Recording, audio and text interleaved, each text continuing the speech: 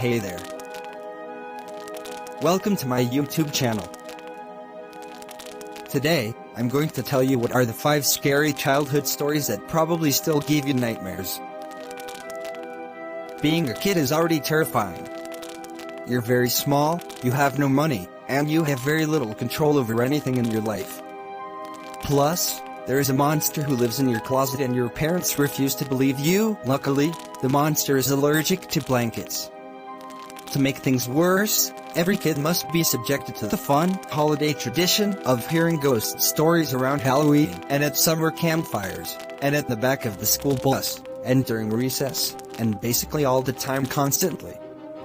You probably remember those scariest of stories that kept you up at night. Here are a few of the creepiest childhood tales that still make for pretty solid nightmare fuel. 1. The clown statue. This story is so ubiquitous that it has its own snop entry. It's rated as a purely fictional legend. Don't worry. The earliest iterations appeared online around 2004.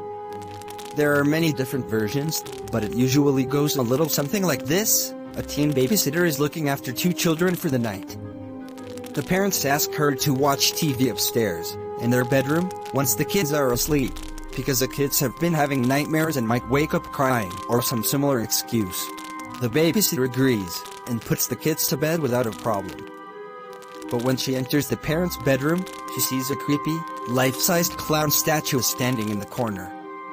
She tries to ignore it and watch her TV show. But it's just a very creepy life-sized clown statue. Finally, she breaks down and calls the dad to ask if she can watch TV downstairs instead. Sure, he says, but may I ask why? It's silly, she says, but I'm just getting a little creeped out by your giant, life-sized clown statue.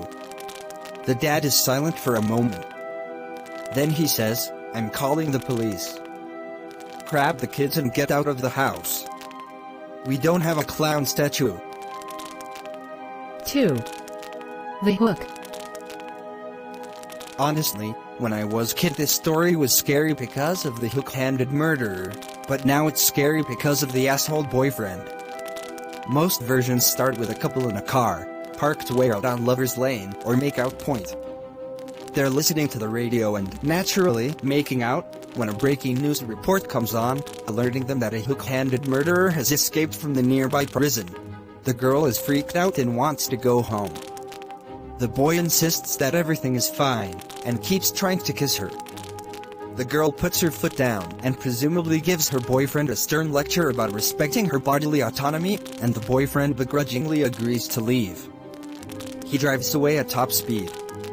When they get to the girlfriend's house and step out of the car, however, there is a bloody metal hook hanging from the car door. Listen to your girlfriends, boys. 3.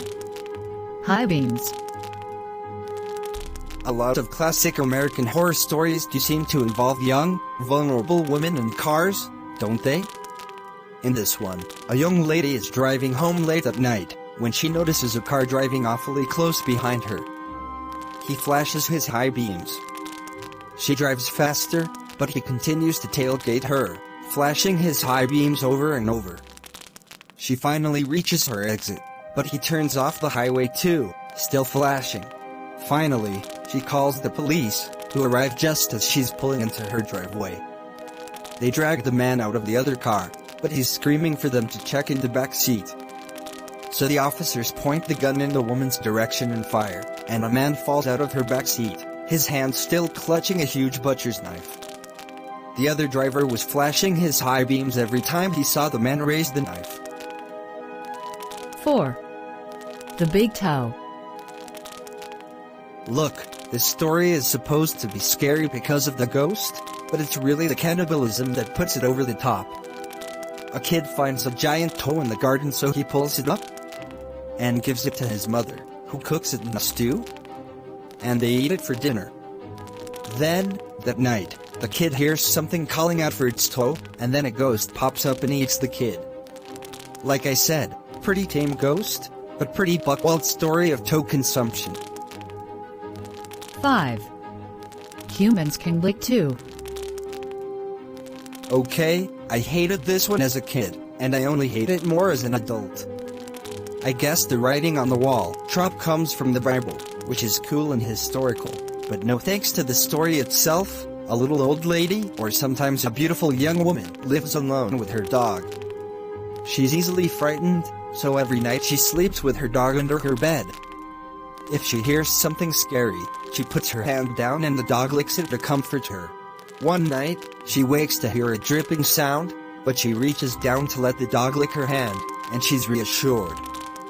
But in the morning, she turns on the light to find the body of her dog, strung up and dripping blood, and a note scrawled on the wall, "Humans can lick too." Why did this murderer specifically want to murder the dog and not her? Still unclear. A lot of kids first read these stories in Alvin Schwartz's Scary Stories to Tell in the Dark or in a dark room. But some of them have been retold as their own standalone books, or simply swapped back and forth by kids trying to prove their own bravery and parents trying to mentally destroy their offspring. All of these stories have existed as urban legends for years now, with various details and narrative flares, depending on who's doing the telling. And all of them are still at least a little bit terrifying.